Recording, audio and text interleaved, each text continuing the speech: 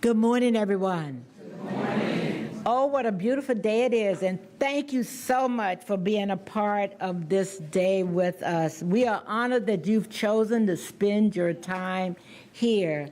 I'm going to ask, this day would not be possible without the work of my friend Lamar Higgins.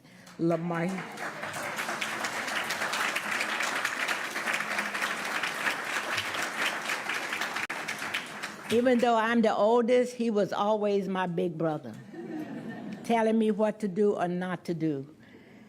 We're going to, at this point, ask his sister, Miss Phyllis Jackson, if she would light the candle that will burn during the entire session, just in honor of Lamar and the work out, as well as his legacy. Miss Jackson, thank you.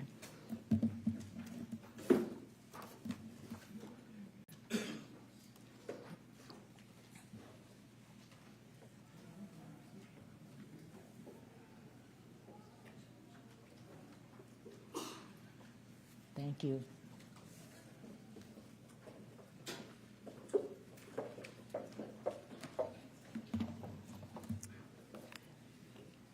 Good morning again. Good morning. On behalf of the Women's Tribute State Commission and all who helped bring this vision to life, I want to thank each of you for being a part of this special moment in our state's history, either here in person or virtually. I am Tracy Morant Adams, and it is both an honor and a profound privilege to serve as Mistress of Ceremonies for today's historic occasion here at our Capitol. Today we gather to lift two legacies, Rosa Parks and Helen Keller, two women born in Alabama on the soil of this great state with a grit and grace that changed the trajectory of not just our state, but our nation. When we chose to honor the best of who we are here in the state of Alabama, indeed, these two remarkable individuals came to mind. This day is made possible because of years of commitment from many leaders, allies, artists, and citizens who believed Alabama's story would be incomplete without these two women represented on these grounds. And it was through the legislative vision and appointment of the Women's Tribute State Commission established by our governor that this dream became a reality. Therefore, it is now my honor to begin our program by welcoming to the podium the 54th governor of the state of Alabama, the Honorable Kay Ivey.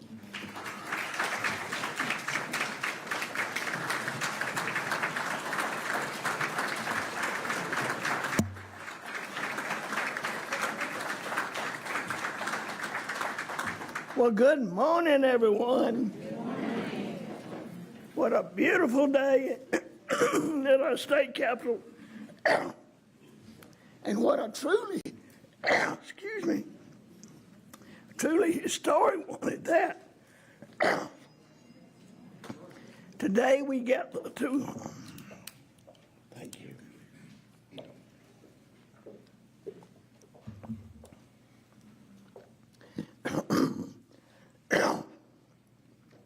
Today we gather to honor two remarkable Alabama women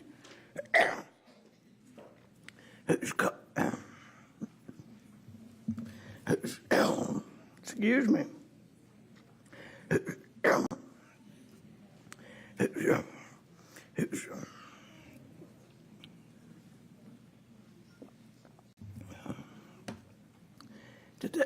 Today we gather to honor two remarkable Alabama women whose courage, faith, and determination changed not only our state, but the world.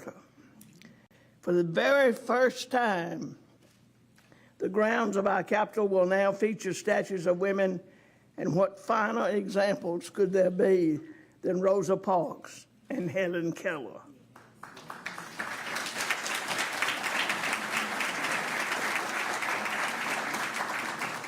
These are two Alabama daughters, both born in small towns, who faced extraordinary challenges and yet rose to shape history through quiet strength and unwavering conviction. Rosa Parks, a seamstress from Montgomery whose simple act of defiance ignited a movement for justice and equality.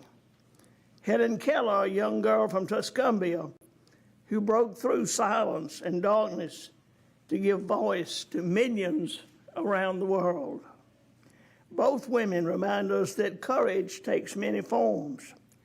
Sometimes it's loud and bold, and other times it's quiet and steadfast. But in every case, courage changes the course of history. And today these statues stand as symbols of that courage, testaments to what one person, especially one determined woman, can do to make the world a better place. I want to thank the members of the Alabama Women's Tribute Statute Commission, chaired by Representative Laura Hall, for their dedicated work in bringing this vision to life. To the sculptors who so beautifully captured the spirit of these two women, thank you for lending your immense talent to this sacred project. And to all who are gathered here, may we leave this ceremony reminded that the same spirit that lived in Rosa Parks and Helen Keller still lives here in Alabama today. It lives in our classrooms, and in our churches, in our homes, and in the hearts of young girls and women across the state who are determined to make a difference. So as we unveil these statues, let us do more than salute them. Let us emulate them. Let us continue to build an Alabama where every woman, man, and child, regardless of their zip code, can rise, lead, and shine. May God continue to bless each of you and the great state of Alabama. We'll go ahead and record.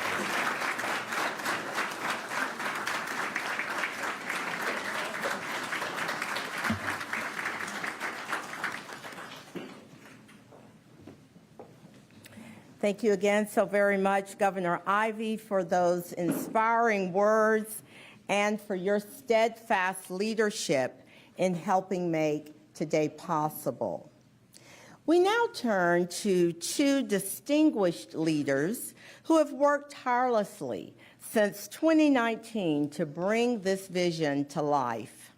Please join me in welcoming State Senator Vivian Figures and Representative Laura Hall, who chairs the Women's Tribute State Commission, who will share now how we arrived at this moment and what this commission represents.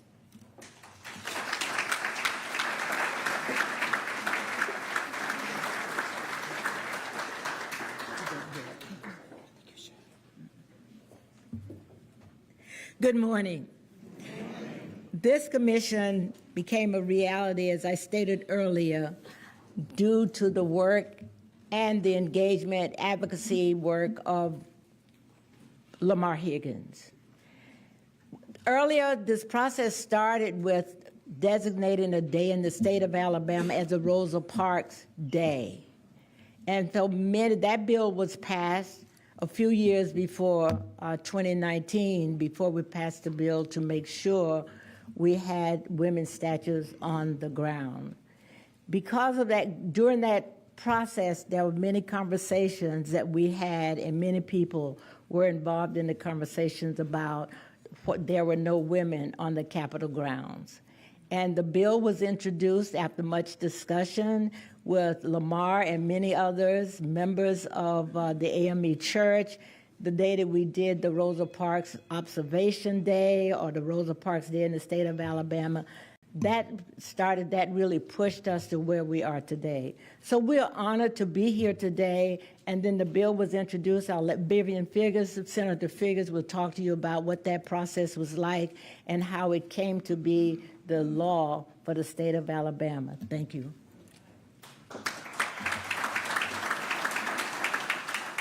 Good morning. First of all, I would like to say thank you to the Alabama Women's Tribute Statute Commission, with my colleague being the chair, Representative Hall. This day would not be without that. And to the late Lamar Higgins, I know you're looking down on this day with very much pride and a big, huge smile. That bill was introduced in the Senate. It was also introduced in the House. But as it would have it, the Senate bill passed first. You never can tell which one might pass first, depending on what's going on in the two houses. So my bill passed, making December the 1st the Rosa Parks Day. And I believe we had every senator signing on as a co-sponsor. And then, of course, it was unanimously passed. So we're very happy about that. You know, I just wanted to talk about this day. This is such a historical day for Alabama. For us to unveil first the first two women's statues, but those two women is an African American and a Caucasian Alabamian. And that just shows you how far we have come as a state. And I thank God for that. And I thank him for using me as a vessel, as well as Representative Hall as a vessel to work towards this end. We're gathered to unveil two statues honoring two extraordinary women who shaped our nation. We celebrate not only their immense courage, but also their lasting impact, which continues to inspire us to strive for a more just and equitable society. We know for sure that each one of them, in their individual ways, have proven that one person can make a difference, for they have left a legacy of strength and resilience for future generations. Helen Keller faced unimaginable challenges, losing her sight and hearing at a very early age. Yet, through her strength and determination, she achieved what seemed impossible, becoming a world-renowned author and activist. Her famous words, quote, "Never bend your head, always hold it high. Look the world straight in the face," reminds us of the power and resilience of self-respect in the face of any obstacle. She demonstrated that perceived limitations do not define our potential, and that even in silence, a voice can be a powerful force for good. Rosa Parks was a woman of quiet dignity, but immense courage. She refused to accept injustice. Her simple act of defiance on a bus right here in Montgomery sparked a movement that would change the world. For I know that I and so many others stand on her shoulders today. And I know that I would not be an African American female in the Alabama State Senate without her defiance and not giving up her seat on that bus. She reminds us that every person has the power to make a difference and that there's always something we can do to fight for what is right. I have a special connection with Rosa Parks. I was blessed to have met her many, many years ago.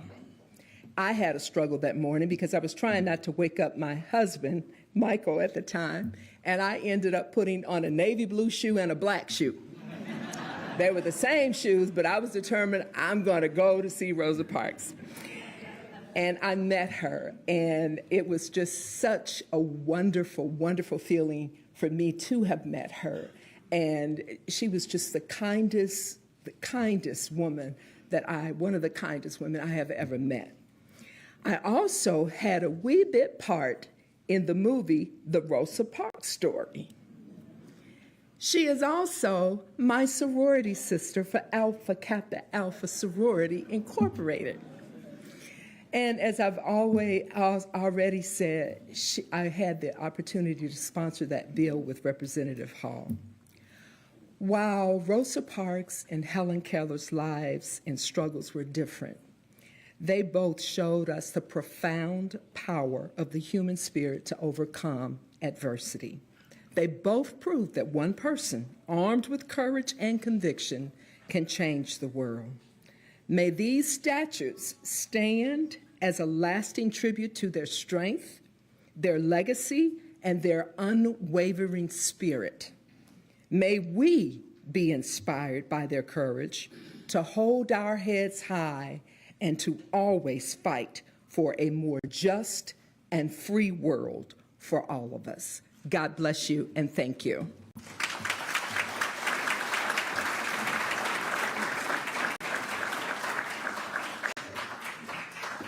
And the Rosa Parks Day, the Rosa Parks statues would not be possible without a number of people. Members of the Alabama legislature that are here, would you please stand?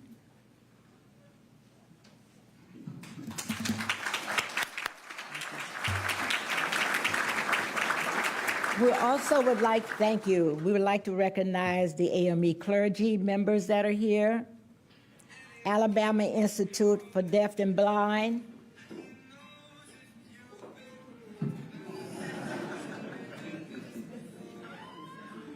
Attorney Fred Gray is here.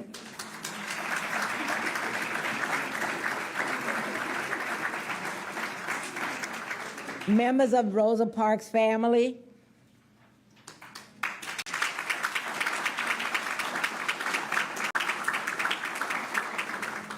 Members of the Helen Keller family.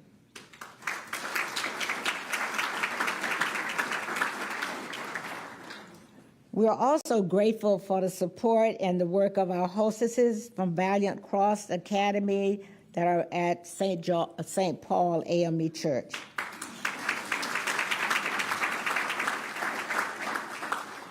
And much of this work would not be possible if we had not had the wonderful support of Raymond James. Would everyone give him a big round of applause?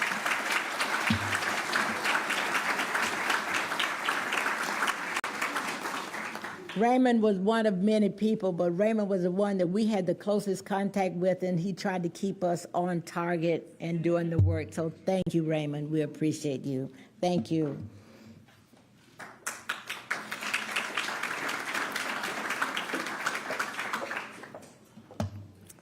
Thank you again so very much, Senator Figures and Representative Hall, for your commitment and certainly your vision. And there is a large delegation who are members of Rosa Parks' family, and you are right, Senator Figures, her sorority sisters, and I see many of them in the audience. And of course, I am also a member of that great organization.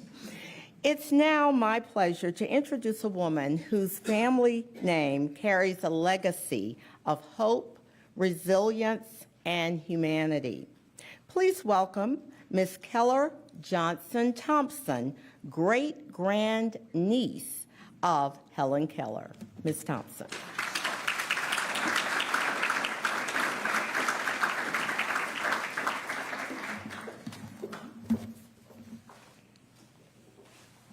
Good morning, and thank you. Governor Ivey, members of the Alabama State Legislature, distinguished members of the Alabama Women's Tribute Statue Commission, and honored guests. What a wonderful day to be at the Alabama State Capitol to pay tribute to two extraordinary women.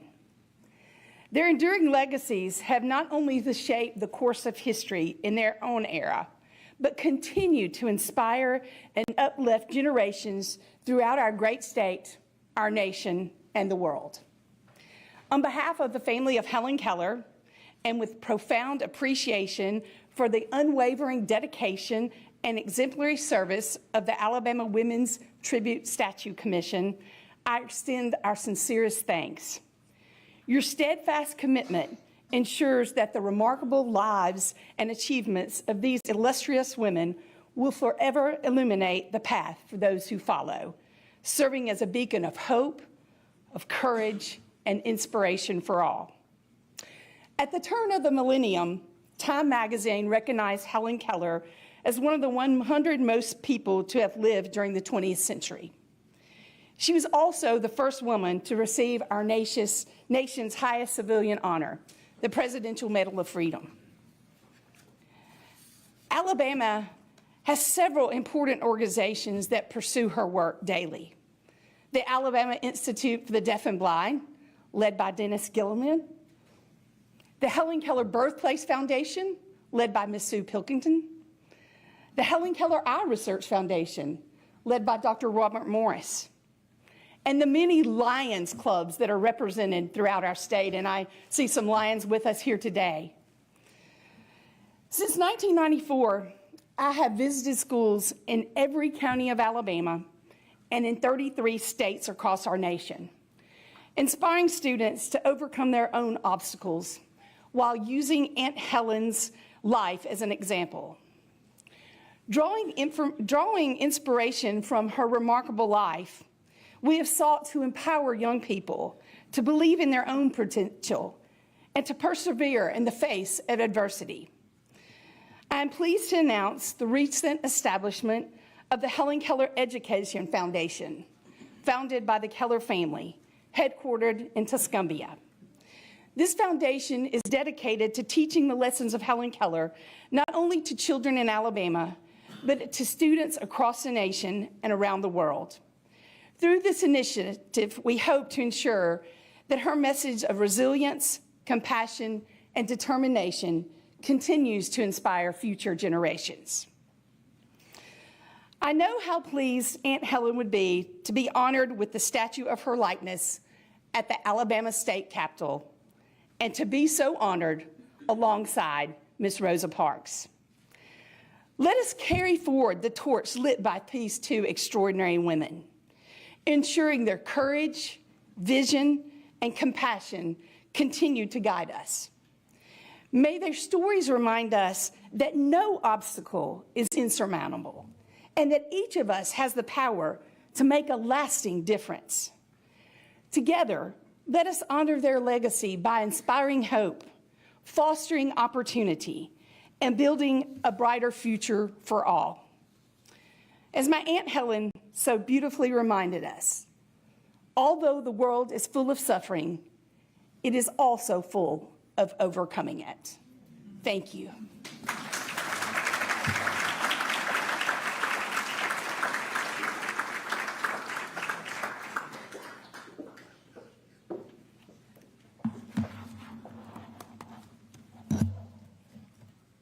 Thank you, Ms. Thompson, for that powerful reflection. Now we are blessed to hear from Bishop Julius Harrison McAllister, Jr., who will share a word on faith and legacy. Bishop.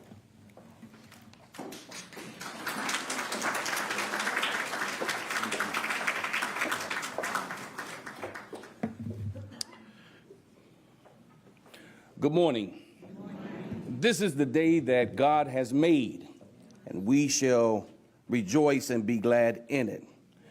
70 years ago, December the 1st, 1955, Mrs. Rosa Parks refused to give up her seat, and in doing so sparked a movement. It was a Thursday evening when a 42-year-old seamstress named Rosa Parks boarded a segregated bus right here in the city of Montgomery, Alabama. She was on her way home from work at the Montgomery Fair department store, about 5 miles from her apartment. It seemed like an ordinary day in a segregated world. At around 6 o'clock in the evening, tired from a long day's work, she boarded the bus for her return trip home. Mrs. Parks was a faithful churchgoer, a devoted member of St. Paul African Methodist Episcopal Church, where the Reverend Dr. Agnes Lover presently serves as the pastor right here in this city. She was humble, soft-spoken, steady and strong, a salt of the earth kind of person. But on that day, she refused to give up her seat. And because she refused, she was arrested. Her arrest would change the course of history.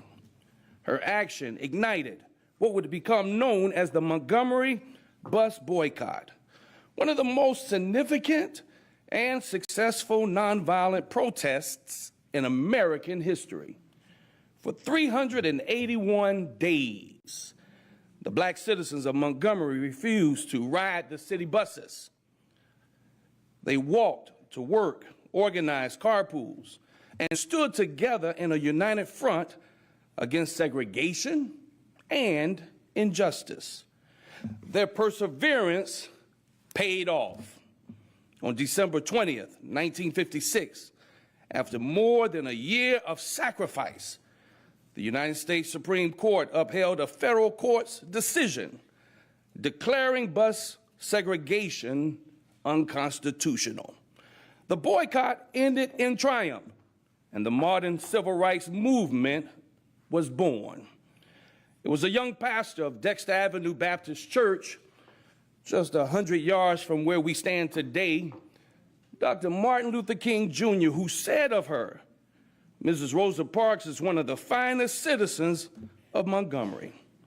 No one can doubt the height of her character, the depth of her Christian commitment, or the boundless reach of her integrity.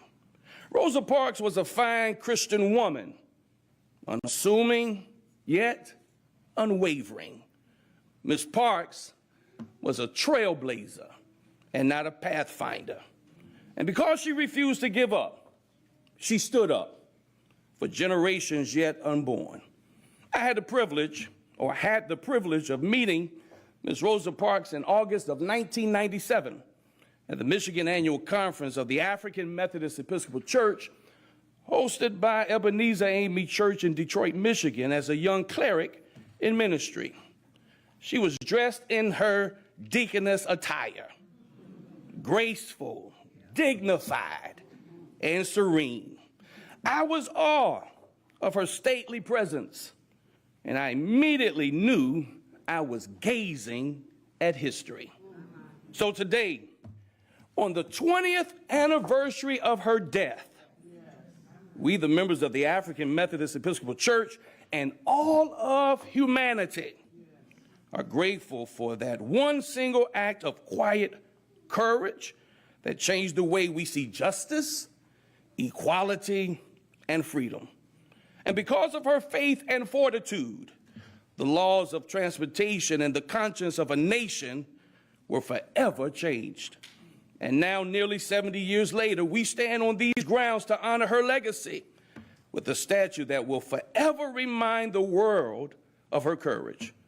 Her contribution is beyond comprehension. Her witness is eternal. We thank those who deemed it not robbery to memorialize her in this way, so that all who pass the Alabama State Capitol will know Rosa Parks passed this way.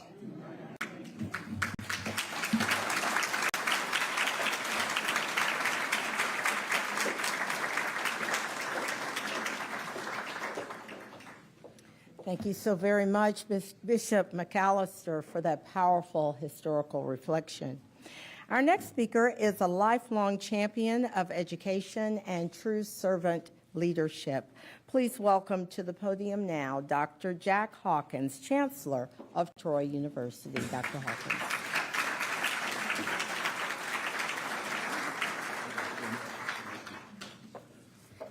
Thank you so much, Representative Hall, Senator Figures, distinguished members of the platform party, and distinguished guests. I think one thing you realize the older you get in life is the most important thing in life, relationships. Not things, not a portfolio, but relationships. Representative Hall, thank you for the candle. Thank you for your comments about the late Lamar Higgins. If he was your older brother, he was my younger brother. I'm delighted to share this time with you to talk about two of Alabama's most famous native daughters. It was Helen Keller who said the only thing worse than blindness is to have sight but no vision. I think the one thing that we can say about Miss Keller and Miss Parks, they were great visionaries. They could see a better life for all of us. But they did, as has been pointed out, they shared so many other things. Females, they overcame great odds, and we're so proud, too, that they were both Alabamians. Truly, one of the famous quotes in history was that the greatest privilege on earth is to have been born an American citizen. For regardless of race, sex, or handicapping condition, America offers that opportunity to realize one's potential. I don't know that there are two better examples that we could have in mind than Rosa Parks and Helen Keller. Life is about experiences, bundles of experiences. All of us can reflect upon experiences that changed our lives. I had the privilege to serve as president of the Alabama Institute for Deaf and Blind beginning in 1979, and that extended for 10 years. What a remarkable institution. What a remarkable experience that was, to be able to live out and see the philosophy of Miss Helen Keller. It was played out in reality as we focused on what she would encourage us to do, and that was to focus on the ability and not the disability. You know, too often in life we don't look at the right dimension in order to realize our potential. Throughout those 10 years, I had the good fortune to be involved, too, with the American Foundation for the Blind, an organization that Ms. Keller worked for 42 years. And that organization continues to benefit from her influence. 1989, and I'm delighted to see Senator Dial here today, who serves on the board. My wife and I were asked, and we were privileged to go to Troy University, where we've been since. And we didn't forget the low-incident disabilities when we arrived there. We've continued to be advocates, to do what we can to help those overcome great odds, those with deafness and blindness, those who are often forgotten in the total world around us. We've been able to do things such as create the first and only deaf interpreter training program, rehab counseling program with a focus on low incident disabilities. One of the more notable things about which we're proud, though, is the establishment of the Helen Keller lecture series. Dr. Barb Morris was one of our speakers. Those speakers have included some outstanding people. Heather Whitestone, the only deaf Miss America, who unfortunately was an Alabamian as well. Eric Weinmeyer, who lost his sight but not his vision at age 12. Eric went on to scale the 7 highest peaks in the world as a totally blind man. He overcame. His focus was on ability and not disability. Almost 30 years ago, I had the good fortune to meet Lamar Higgins. Lamar happened to be twice the SGA president, only the first African-American SGA president at Troy. And again, elected not once, but twice. He was appointed to our Board of Trustees in 1996. And it was then that a broader perspective was embraced. And in fact, one of the great opportunities that I can remember in my lifetime was Lamar introducing us to Miss Rosa Parks. And for several years, we worked with Miss Parks as we planned, built, and opened the Rosa Parks Museum that captured the story that's been described here this morning, the bus boycott leading to the Civil Rights Movement. In 2000, on December the 1st, 2000, we opened the Rosa Parks Museum with Miss Parks there, on the very site where she was arrested on December the 1st, 1955. And since the opening of that museum, we've seen several million people come and go and see that story, see it firsthand in a place where it happened. It was George Will who said, "Every statue is a story frozen in time, a nation's ideals made visible." I think the ideals of our great country, as flawed as some may think, would be wrapped up in the 2 stories that we're here to celebrate this morning, the 2 lives that literally changed the destiny of the world.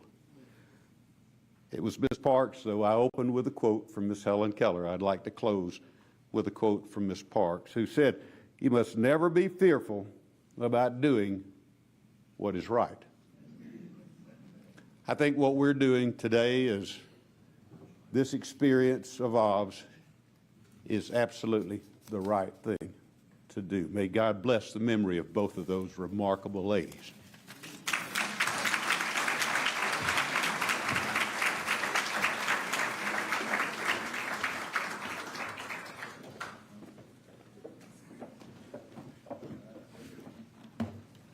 Thank you, Dr. Hawkins, for those meaningful words and insights.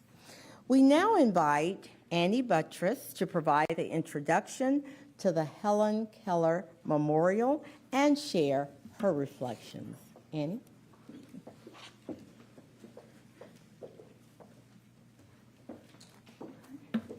Good morning. I am Annie Kammerer Buttress, and on behalf of the Alabama Women's Tribute Statue Commission, I am here to welcome you to the new Alabama State Capitol grounds. We would not be here without our friends who helped us so much, the Alabama Institute for Deaf and Blind, the Alabama Association for the Deaf, the Keller Family Foundation, and we have to give a shout out to Steve Murray at the Archives who helped us throughout. In addition to all of those partners, we all worked together for the last 6 years to make sure that we offered the people of Alabama the very best we could.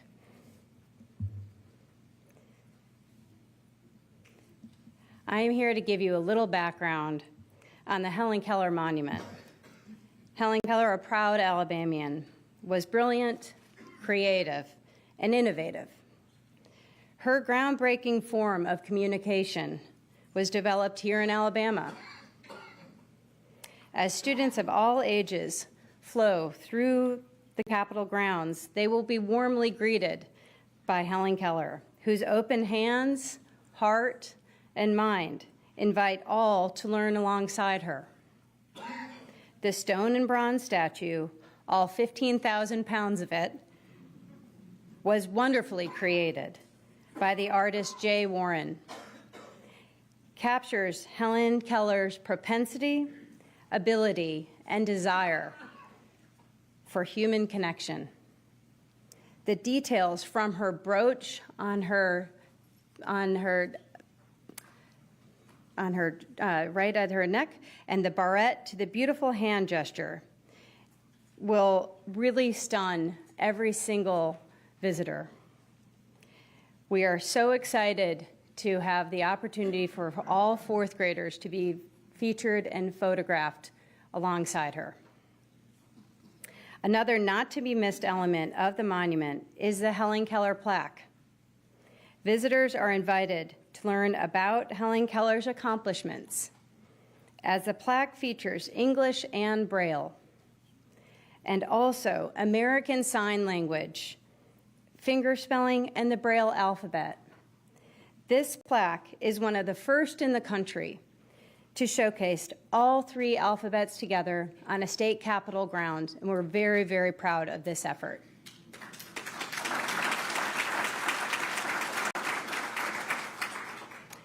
As noted, Helen Keller's accomplishments are so impressive, and the fact that President Lyndon Johnson awarded Helen Keller the Presidential Medal of Freedom in 1964, saying, "An example of courage to all mankind," should help us all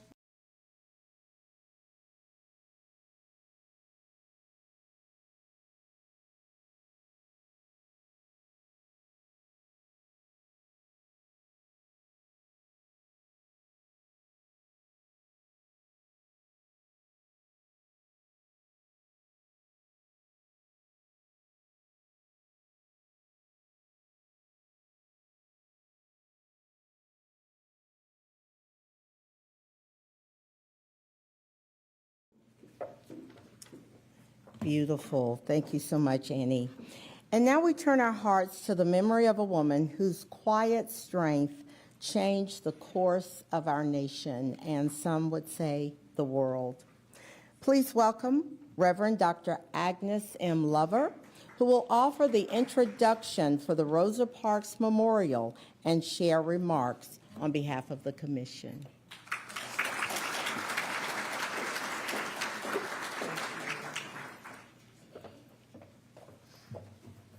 Well, great morning.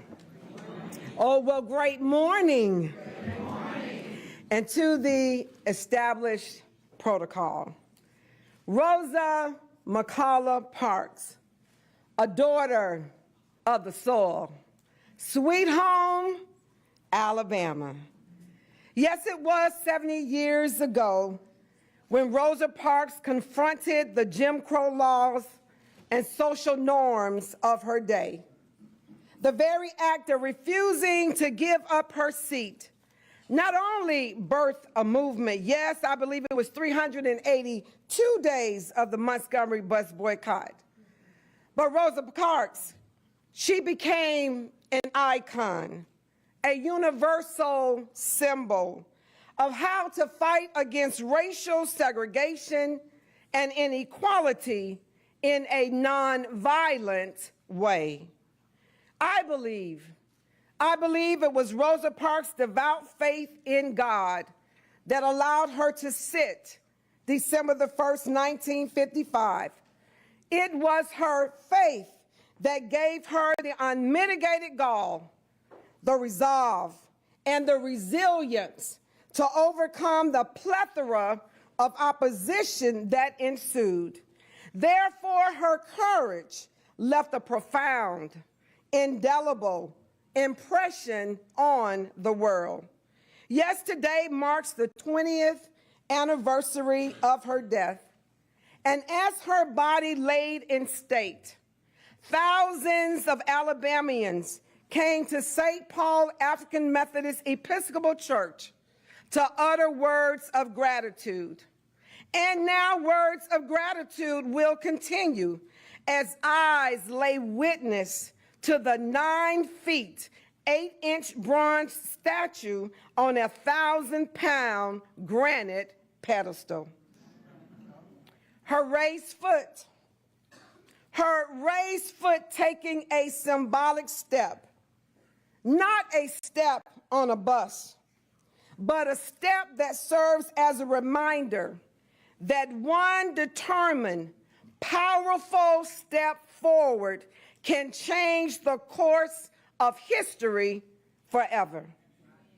The unveiling of Rosa Parks statue on the Alabama State Capitol grounds, peering down Dexter Avenue, a few steps from Court Square, a few steps where human beings, ancestors of African American descent, were bartered, a few steps where mass meetings and lunch counter sit-ins, downtown boycotts, parsonage bombings, and even mass voter registrations took place. A few steps where Rosa Parks refused to give up her seat, a few steps from her arrest. This statue serves as a reminder that her story will forever be an integral part of Sweet Home Alabama's story. So may this Rosa Parks statue inspire us to be a people of hope, a people of equity, a people of courage, a people of justice, but more importantly, a people of love.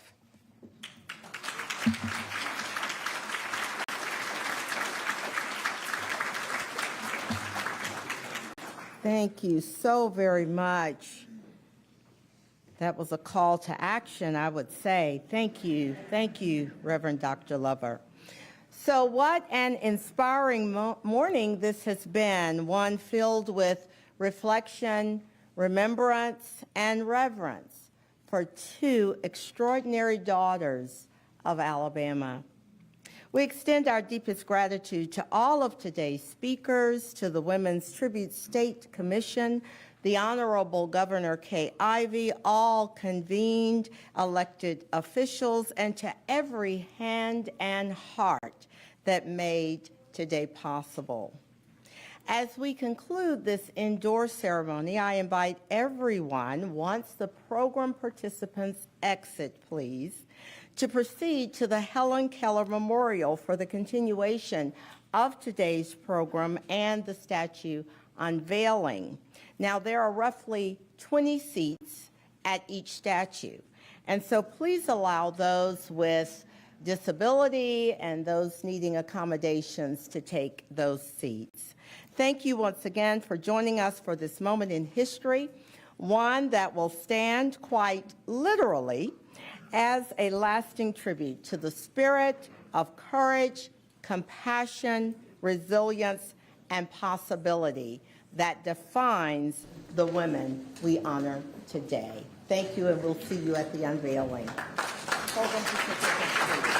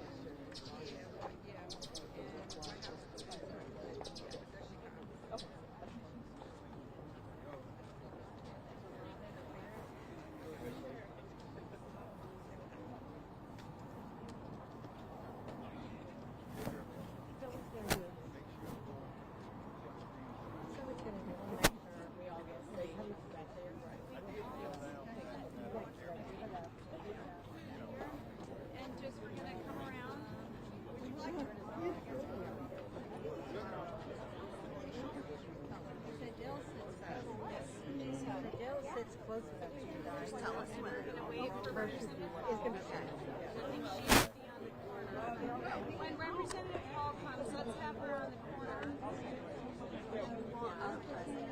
Oh, yes, please. Dr. Gill? Yeah, those kids stand out here interpreting. Yes.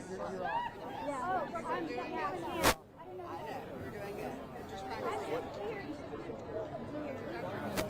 You've got the right idea. Teaching out here. There we go. He's so excited. 6 years. Yeah,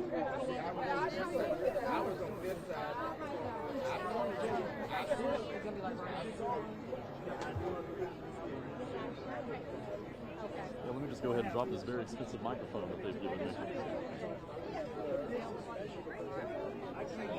Do you care if I like? Okay. We're all just going to help take that. We need Reverend Hall, we need our president, Dr. Hill, and then the president. They'll tell us what. And it'll come back. Yes, we just are going to, and then the center, you all, if you could maybe. I would just grab this. Okay, where is the president? Right here, Dr. Gill. Okay, so I'll come at this end, and then where is Representative Hall? She's here. We have Senator Peters. Yes. Okay, perfect. Good, okay.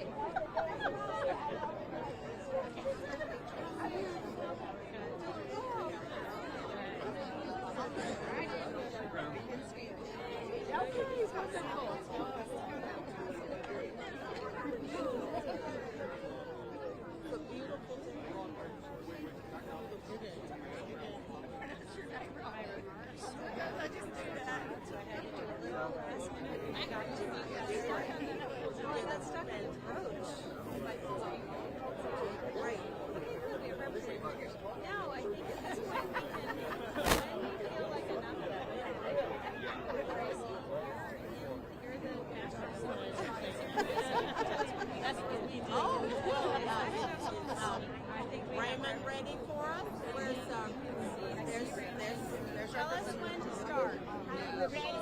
Well, I think we can be ready, right? We're going to all work together to take everything off. You tell us when to take it off. Thank you. Oh my God. Do we have everybody? Okay, ladies and gentlemen. Ooh. Thank you so much for joining us outside. We love the fact that you joined us inside for the program, but the mics are not working. Good morning. Good morning. Thank you very much for being with us at this particular point. I forgot during my comments to recognize Alabama Power Foundation, Alabama Power and Alabama Power Foundation. We would not be here without their support. So thank you, thank you, thank you. So we're at the point now where we will begin with the unveiling. And Are you all ready? We're ready. You're ready. Everyone? All right. 1, 2, 3, unveil.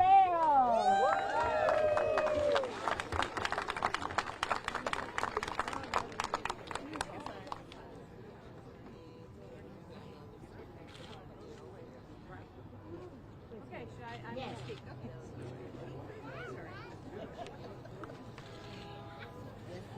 Good morning. Thank you for being here. My name is Annie Kammerer Buttress. I am a proud commission member of the Alabama Women's Tribute Statue Commission. I am also an artist, and I am here to speak on behalf of Jay Warren, who unfortunately was not able to make it today. I want to make sure that I thank again our friends at the Alabama Institute for Deaf and Blind, at the Alabama Association for the Deaf, for the Keller Family Foundation, for the Alabama Power Foundation, Alabama Hands and Voices. We had so many partners willing to step up and work with us for 6 years as we worked to make sure that we completed one of the most powerful Capitol statues we could in honor of Helen Keller. What you are seeing behind me is a 15,000-pound limestone and bronze monument to Helen Keller. And what I would love to point out to you are some of the details and the amazing sensitivity that the artist paid that really took him across the finish line for the commission. His intention was to make sure that all visitors to the Capitol would have access. That was our task, and he delivered. And I believe as fourth graders pull up on the buses, on the street, and walk up these steps, Helen Keller will be welcoming with her open hands. Students of all ages will be able to read along with her and learn and teach themselves how different people communicate. Helen Keller's amazing innovation, her amazing creativity, learning how to communicate, happening here in Alabama, is the most exciting, discovery for us to remember and to recognize. I would love for everybody to notice the incredible detail that Jay paid to really, really incredible elements that made Helen Keller's whole physique so interesting. Please note the lace, her brooch, her barrette, her hand gesture, the lace on her dress. These are all elements that took so much care, that Jay was extremely, extremely patient and thorough. So we are very, very fortunate to have worked with such a fine artist, and it is, I believe, really a reflection of our commission and our wonderful state. Thank you very much.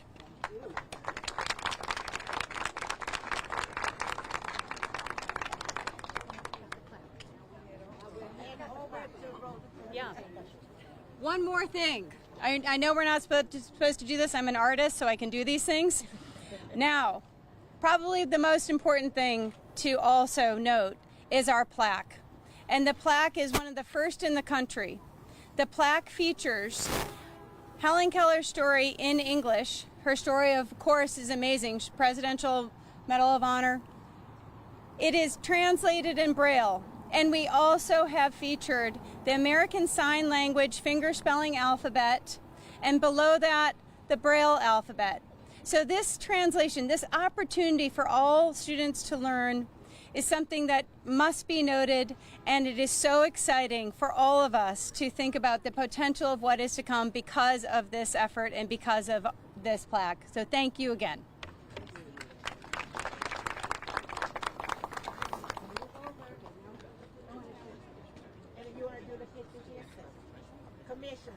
Commissioners, pictures here.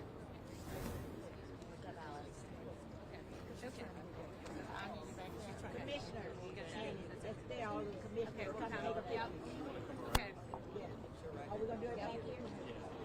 Oh, behind.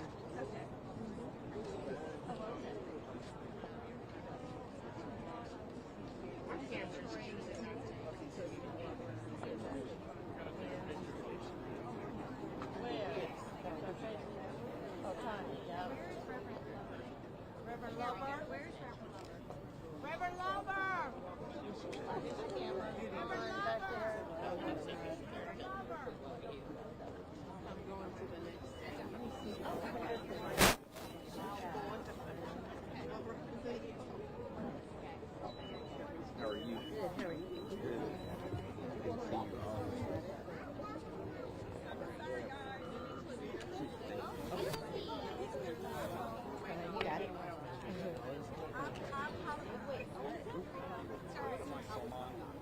That's not mine. Oh. How do I show you anybody? On my wrist today. Right here, please. Look right there. Right here, counting three. 1, 2. 1, 2, 3. Again, 1, 2, and 3. Last one. 1, 2, 3. All right, 1, 2, 3. Everyone, look at me.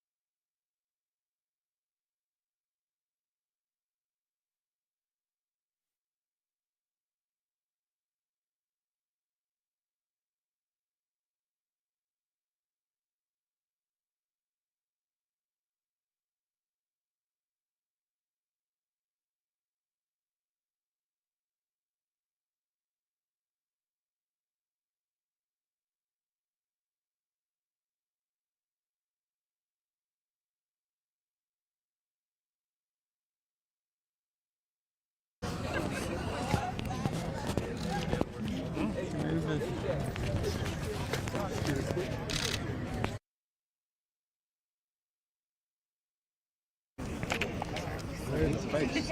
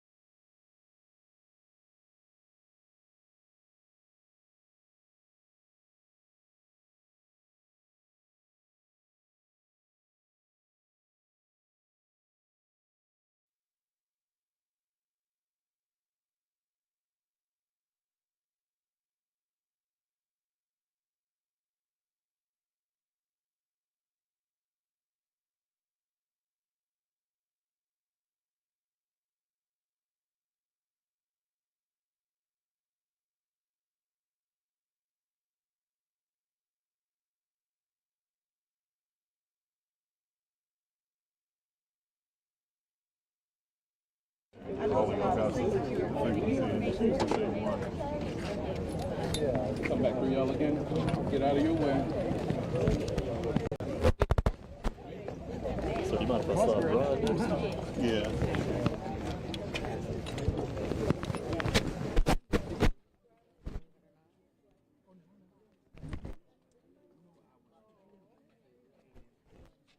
Yeah, that's all right.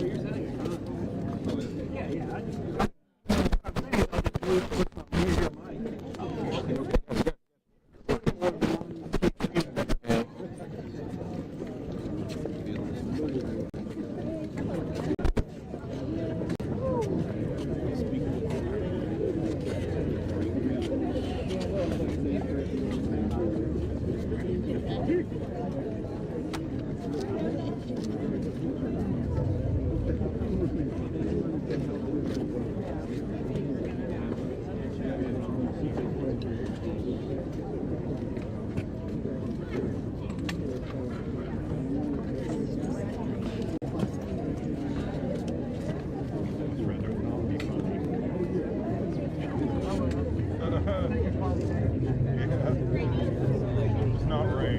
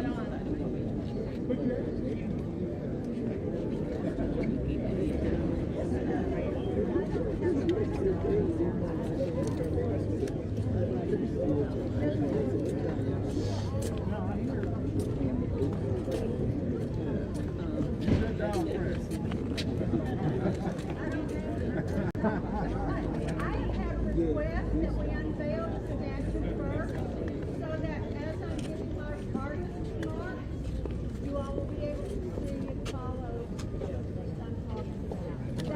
Is that okay? 10, 9, 7, 6, 5, 4, 3, 2, 1.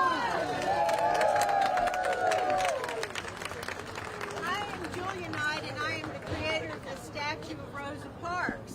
I'm glad to be here. Thank you. Before I get started on my comments about making the statue, I want to let you know that a lot of people helped me make this statue today, and I want to acknowledge Inferno Art Foundry in Union City, Georgia, just south of Atlanta. Jace Torney with Clark Memorials out of Birmingham, Alabama. I have two new friends at the state capitol, Sterling and Ben. Thank you. You're over there somewhere.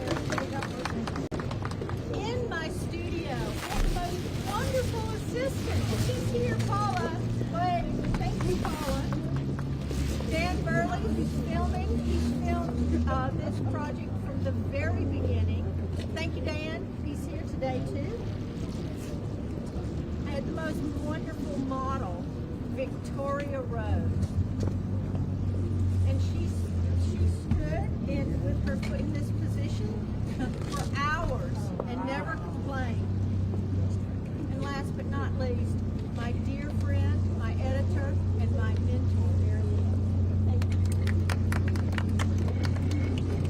I have brand new friends in the Alabama Women's Tribute Statue Commission, and I am just so grateful for all of you. You made this such a fun project. Thank you. And finally, the Alabama State Legislature for your vision and support for this project to bring two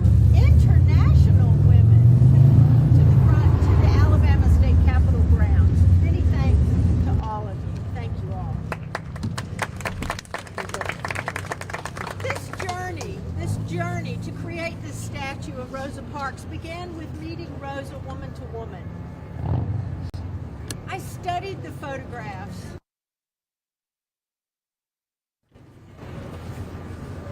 and saw how shrunken she looked, her suit swallowing her up. Then I saw the photographs of her ascending the stairs of the courthouse, showed her fully resurrected, her face smiling, her coat not swallowing her up, but enhancing her natural beauty. And I immediately wanted to find the real person amidst the legendary accomplishments and the mythical anecdotes. I want you to be reminded of her resolve and commitment to step up, take action, powerfully communicating the thinking behind that action. Rosa Parks was not a tired seamstress. That's right. Yeah. That's right. She was a dedicated activist. Yeah. On the evening of December 1st, 1955, she may well have been tired. She had worked all day, but not more than usual. She was, in fact, a dedicated and trained activist who had worked for the civil rights of her people for more than 10 years prior to that fateful day 70 years ago. Rosa Parks aspired, as all of us, men and women, to realize the promise of the Declaration of Independence. We hold these truths to be self-evident, that all men are created equal, that they are endowed by their Creator with certain unalienable rights, that among them of, come on, life, liberty, and the pursuit of happiness. She believed in those words, and I believe in those words. And I believe in the ideals behind them.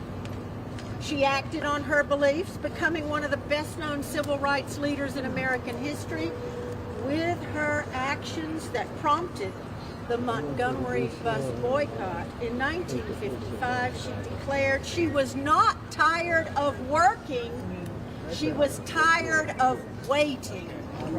Waiting for America to live up to the words written on that paper now almost 200 years ago. Were we indeed all created equal? Or does that only apply to some? In this sculpture, I chose to portray Ms. Parks in action.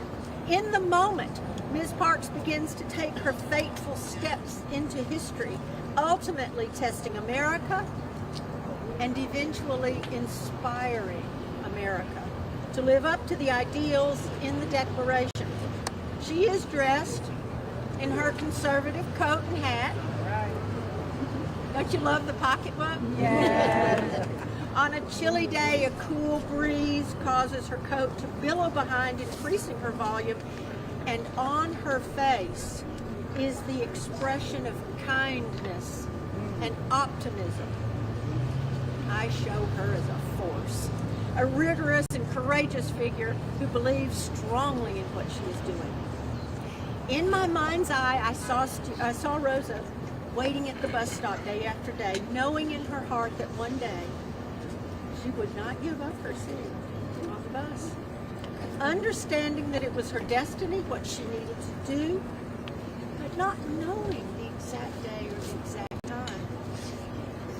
She had trained for that moment at the Highlander School as secretary of the Montgomery chapter of the NAACP, and through her efforts to support the Pullman Car Porters and the Alabama Voters League.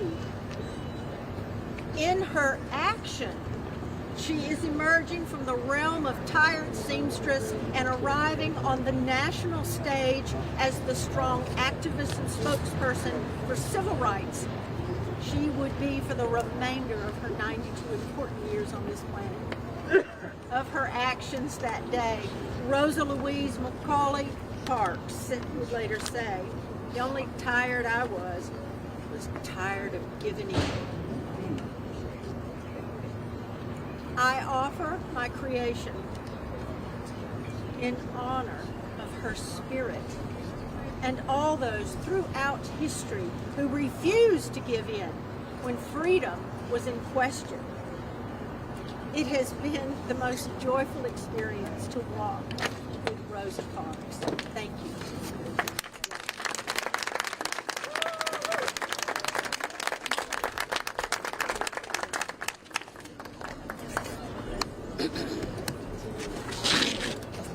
Thank you, everyone, and you're welcome to join us across the street at State Archives for the reception. Thank you. Thank you.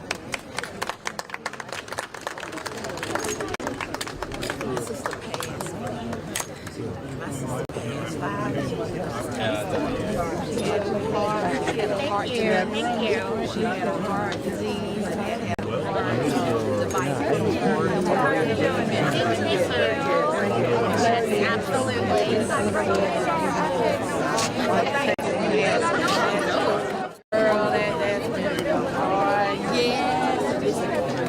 She had a daughter who's now living in Kansas. She moved to Kansas this year, and a son who's a senior in high school who plays football. Caleb, he's in Daphne. He's in so hopefully he's going to come up here and hopefully go to Huntington or all